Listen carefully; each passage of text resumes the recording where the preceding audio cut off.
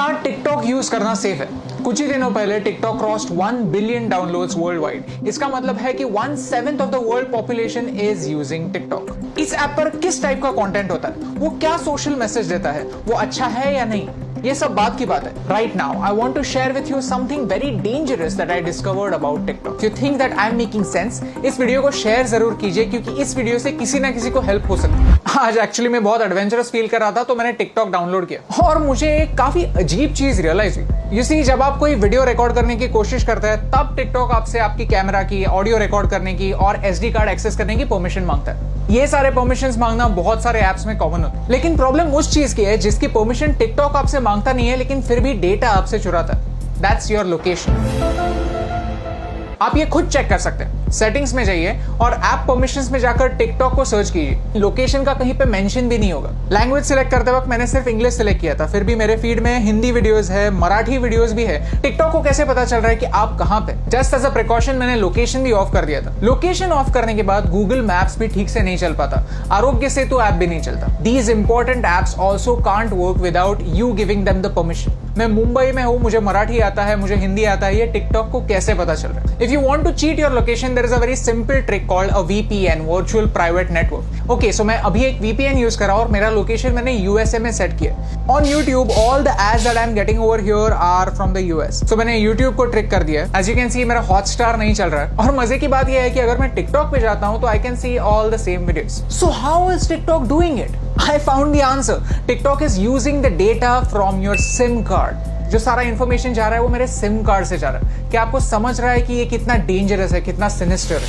सीधे SIM card से आपकी रीजनल इंफॉर्मेशन लेना, डोंट यू थिंक एक वीडियो शेयरिंग ऐप के लिए ओवरकिल है, अननेसेसरी है? And the worst part is, इसके बारे में कोई वार्निंग नहीं है। द ऐप जस्ट सेज कि we will automatically collect it, that's it. ये डिस्कवर करने के बाद मैंने टिकटॉक की प्राइवेसी पॉलिसी कंप्लीटली पढ़ी और उसमें मुझे कुछ ऑब्जेक्शनेबल पॉइंट्स दिखे। If you link any social media account to TikTok, then TikTok वहां की इंफॉर्मेशन यूज कर सकता है आपके बारे में जानने के लिए। टिकटॉक कंटेंट डिलीवरी के लिए HTTP सर्वर्स यूज करता है, HTTPS नहीं, सिक्योर्ड सर्वर्स नहीं। तो ये सर्वर्स हैक हो सकता है। इस वीडियो में किसी ने डेमोन्स्ट्रेट किया है कि कैसे ऑफिशियल अकाउंट से एक गलत मैसेज फॉरवर्ड हो सकता है। आपका अकाउंट डिलीट होने के बाद भी टिकटॉक जब तक चाहे आपका डेटा उनके सर्वर्स में रख सकता है। और मेरा टिकटॉक के साथ सबसे बड़ा प्रॉब्लम है आर्टिफिशियल इंटेलिजेंस। कि ByteDance जो टिकटॉक की पेरेंट कंपनी है, वो एक आर्टिफिशियल इंटेलिजेंस कंपनी है। उनका प्रोडक्ट कंटेंट क्रिएशन का प्लेटफॉर्म नहीं है, उनका प्रोडक्ट है algorithm. You see, China wants to be a superpower in AI by 2030. Computer की भाषा क्या होती है? Zeros and ones, binary. और वही टिकटॉक आपको करने के लिए बोलता है। Whenever you are watching a video on TikTok, you are taking a survey. You are feeding information to the computer, telling them what you like, what you don't like, what you agree with, and what you don't agree with. And all of this information is going to China. आपको क्या लगता है? क्या ये सही हो रहा है? Tell me in the comments below.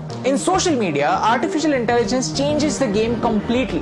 Computer decide करता है कि आपको क्या देखना चाहिए और क्या नहीं देखना चाहिए। सर्च का ऑप्शन ना होने की वजह से प्लेटफॉर्म कंट्रोल करता है कि आप क्या देखेंगे, और ये एक बड़ा प्रॉब्लम है। ओके, सो चाइना पर आता है। चाइना में ऐसा लॉ है कि if you are a Chinese company, then you have to share the data that you collect with the Chinese government. And because of this, Indian ministry of defence ने armed forces को 42 apps अपने phone से delete करने के लिए कहा। India does not have a proper data protection act. We ourselves need to be extra safe. China में freedom of press है ही नहीं। पूरी प्रेस गवर्नमेंट के कंट्रोल में। Syria, Saudi Arabia, Afghanistan, Somalia, ये कंट्रीज भी फ्रीडम ऑफ प्रेस की स्केल पर चाइना से ऊपर आती हैं। और यही सारे रेस्ट्रिक्शंस उन सारे लोगों पर भी अप्लाई हो जाते हैं जो चाइनीज एप्स यूज करते हैं। Start talking about Tibet, start talking about Hong Kong, start talking about Taiwan. अगर आपका वीडियो स्ट्रेट अवे बैन नहीं हुआ तो वो ज्यादा लोगों तक नहीं पहुंचेगा। यू सी, आज चाइना को तिब्बत से प्रॉब्लम है, कल अरुणाचल प्रदेश से भी हो सकती है, लद्दाख से भी हो सकती है। If you can't talk about this stuff, how will you know about it? How will you raise your voice? And by using these Chinese apps, we are supporting China's version of the internet.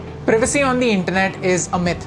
हम जब भी कोई service free में use करते हैं तो हम उनके प्रोडक्ट होते हैं, हमारा डेटा हमारी करेंसी होता है। शुड यू डिलीट टिकटॉक और any other app for that matter? ये बताने वाला मैं कोई नहीं होता, but you can definitely take some precautions. If you have Chinese apps on your phones, then don't use UPI or any net banking apps on the same phone. When creating an account, don't use Google to sign in. Create a new account, use a different password. Cyber theft is real. Keep changing your passwords and keep your emails safe. If you go to haveibeenpawned.com, you can find out whether your personal information has been breached. All I want to say is this is not TikTok versus YouTube. I am giving you TikTok's example because TikTok is popular and you can check it yourself. If you're a TikTok creator, then this concerns you more than me because आपका data ज्यादा share हो रहा है. It's important for you to know कि China के products को सस्ता मत समझिए, चाइना के एप्स को फ्री मत समझिए because everything comes at a cost. My question is, can you pay the price?